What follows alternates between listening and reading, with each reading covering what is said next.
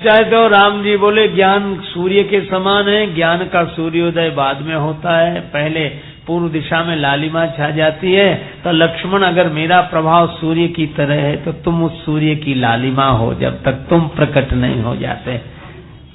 और बात बड़ी अच्छी है, लक्ष्मण जी वैराग्य के स्वरूप हैं। बिन गुरु होय कि ज्ञान, पर ज्ञान की होय विराग बिन। अब गोस्वामी जी कहते हैं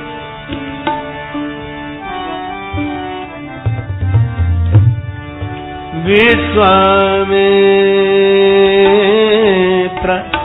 समय शुभ जानि, जानी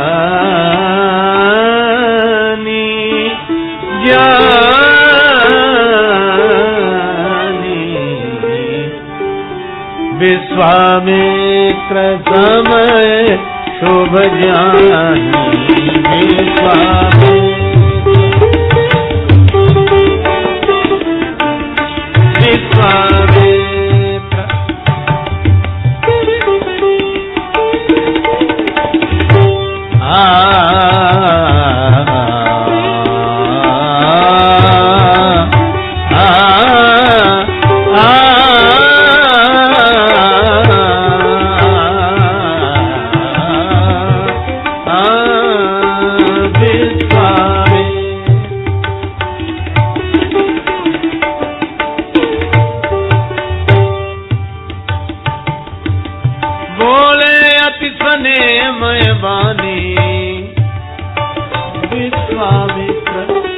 विश्वामित्र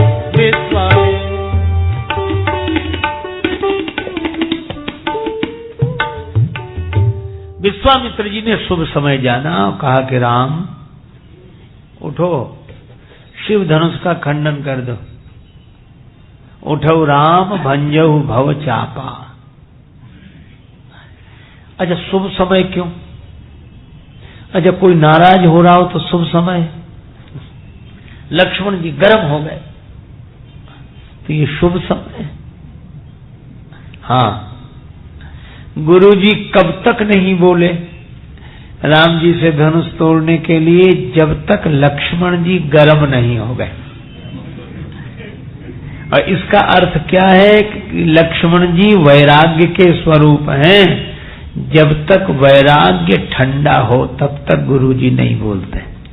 वैराग्य तो गर्म हो, वैराग्य में गर्मी होनी चाहिए। गर्म का अर्थ है जागृत वैराग्य। और रामचरितमानस की यह कथा बड़ा सुंदर संकेत करती है। वैराग्यवान ही ज्ञानवान होता है, ज्ञान की होए विराग बिन। और गुरुदेव का दिया हुआ ज्ञान तब सार्थक होता है जब हम वैराग्यवान हो। और गुरुदेव भी देखते हैं कि वैराग्य की अग्नि प्रज्वलित हो जाए तब ज्ञान की बात करें। राख में थोड़ा ही हवन किया जाता है, हवन तो अग्नि में ही किया जाता है। वैराग्य तो धर्म हो। और इसीलिए श्रीमद् भागवत के महात्मा प्रकरण में हम लोग सुनते हैं कि भक्ति माता इसलिए रो रही थी क्योंकि उनके दोनों बेटे ज्ञान वैराग्य मूर्छित थे। ज्ञान वैराग्य के बिना भक्ति भी रोने लगती है, भक्ति रोने रोना रह जाता है। ज्ञान महान वैराग्य, और ज्ञान वैराग्य की मूर्छा दूर हुई कैसे? का देवर्षि नारद जी ने श्रीमद् भागवत कथा का आयोजन, अब कहाँ बड़ा सुंदर संकेत है, क्या बोले हरिद्वार में, घर द्वार में नहीं, हरिद्वार में। घर द्वार का संबंध आसक्ति से है और हरिद्वार का संबंध भक्ति से है। और वो भी आनंद वन, गंगा जी के किनारे, वहां श्रीमद् भागवत की कथा हुई। सब संत महात्मा इकट्ठे हुए और कथा के कारण कहते हैं ज्ञान वैराग्य की मूर्छा दूर हुई। इसका आशय यह है कि जब तक वैराग्य की मूर्छा दूर नहीं होगी तब तक ज्ञान भी जीवन में कैसे, ये दोनों की मूर्छा एक साथ दूर होती है। वैराग्य और ज्ञान एक साथ ही रहते हैं। और इसीलिए तो श्री राम और लक्ष्मण कभी अलग नहीं होते। लक्ष्मण जी वैराग्य के रूप और राम जी ज्ञान के रूप। तो जब वैराग्य में ऊर्जा देखी, ओजस्विता देखी, तब गुरुदेव ने कहा उठो राम भंजहु भव चापा। अब एक देखो गुरु महिमा की बात सुना रहा हूं मैं आपको कि जैसे ही गुरु जी ने यह आदेश दिया, अब गुरुदेव के आदेश की भी जरा व्याख्या करें कैसे ढंग से बात कही गई।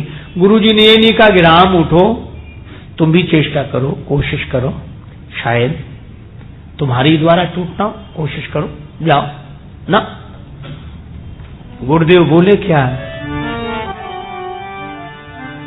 उठो राम राम राम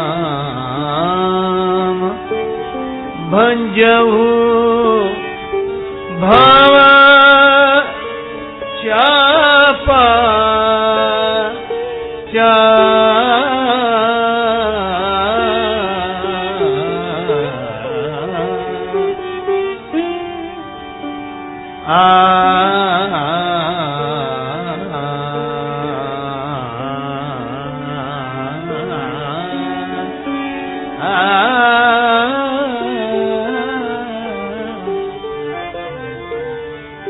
उठो राम भंजहु भव चापा, राम उठो और शिव धनुष का खंडन कर दो। प्रयास नहीं, कोशिश नहीं, शिव धनुष का खंडन कर दो। राम जी मन ही मन सोचने लगे कि धनुष तो टूट गया, टूट गया। कैसे? बोले गुरुदेव के संकल्प में तो टूट ही गया। गुरु जी कहते हैं कि राम शिव धनुष का खंडन कर दो, तो टूट गया। तो फिर आपको क्या करना है? राम जी बोले हमें तो केवल छूना है, इसीलिए तो छुअत ही टूट पिनाक पुराना, मैं कही हेतु करूं अभिमाना।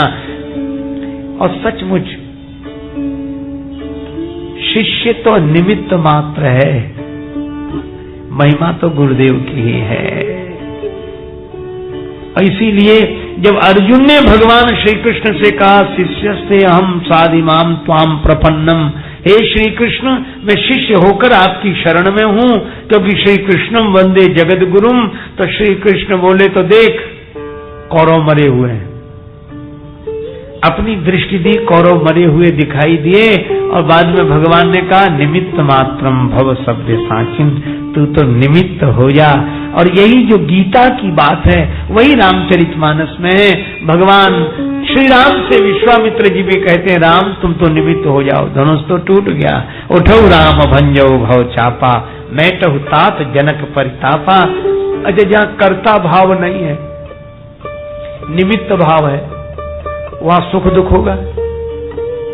इसीलिए तो सुनि गुरु वचन चरण सिरुनावा, सुनि गुरु वचन।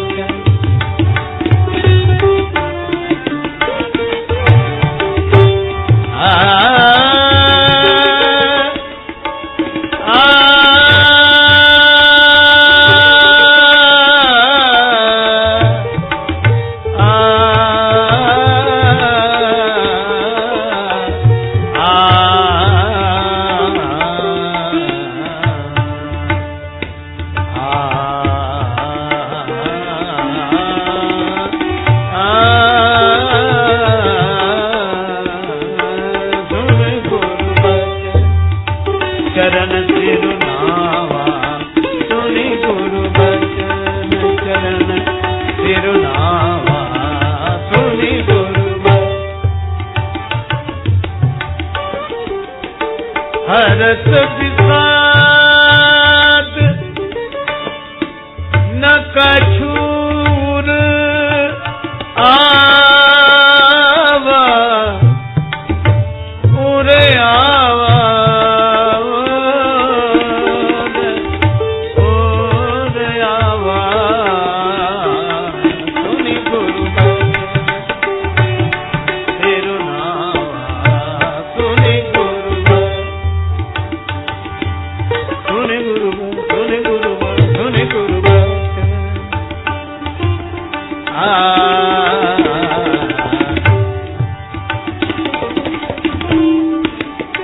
हरस विषाद विषाद न कछूर आवा, सुनि गुरु वचन, सुनि गुरु वचन, सुनि गुरु वचन, सुनि गुरु वचन। गुरुदेव के चरणों में प्रणाम किया श्री राम जी ने, और दशा क्या हो गई? हर्ष विषाद न कछु उर आवा, न हर्ष है और न विषाद है, क्योंकि निमित्त जो है वह इसमें न हर्ष है न विषाद है, क्योंकि उसमें उसका अहंकार ही नहीं है। जैसे बाण चलाने वाला बाण चलाता है, और बाण लक्ष्य पर लग जाए तो बाण को कोई खुशी नहीं, न लगे तो कोई दुख नहीं, वो तो निमित्त है। इसी तरह अपने मन में अभिमान का भाव न हो, निमित्त हो जाए, यही है गुरुपद पंकज सेवा तीसरी भगति अमान। और जब अपना अहंकार ही नहीं है तो न हर्ष है न विषाद है, इसीलिए हर्ष विषाद न कछु उर आवा। अच्छा, हर्ष विषाद ये किसे होते हैं? मानस में बड़ा सुंदर सार्थक संकेत है। हर्ष विषाद ज्ञान अज्ञाना, ये जीव धर्म अहमिति अभिमाना। हर्ष विषाद ज्ञान और अज्ञान ये जीव के धर्म हैं। अच्छा, जीव कौन और ब्रह्म कौन? देखो, सूक्ष्म शरीर का अभिमानी जीव है, मन बुद्धि चित्त अहम, ये चार हैं इंद्रियां, पर अहम को अपना आकार मानना ही अहंकार है। अहम को अपना आकार मानना अहंकार है। अच्छा, सरलता से समझ ले, ये हर्ष विषाद दुख सुख सब मन में होते हैं, और जो अपने को मन मानते हैं वे ही अपने को सुखी दुखी अनुभव करते हैं, और जो अपने को मन नहीं मानते हैं वे इससे मुक्त रहते हैं। स्वामी राम तीर्थ बोलते थे, एक कहानी उन्होंने सुनाई, बड़ी अच्छी कहानी थी। बोले, एक आदमी लड्डू बांट रहा था, किसी ने पूछा किस खुशी में बांट रहे हो? तो बोले, मेरा घोड़ा खो गया है, घोड़ा खो गया है, इस खुशी में बांट रहे हैं। तो दूसरे ने कहा कि अजीब पागलपन है, घोड़ा खो गया है तो दुखी होना चाहिए, घोड़ा खोने का दुख नहीं जो लड्डू बांट रहे हो। तो बोला, नहीं नहीं, घोड़ा खोने का तो दुख है, पर एक बात का सुख है इसलिए लड्डू बांट रहे हैं। कहा क्या?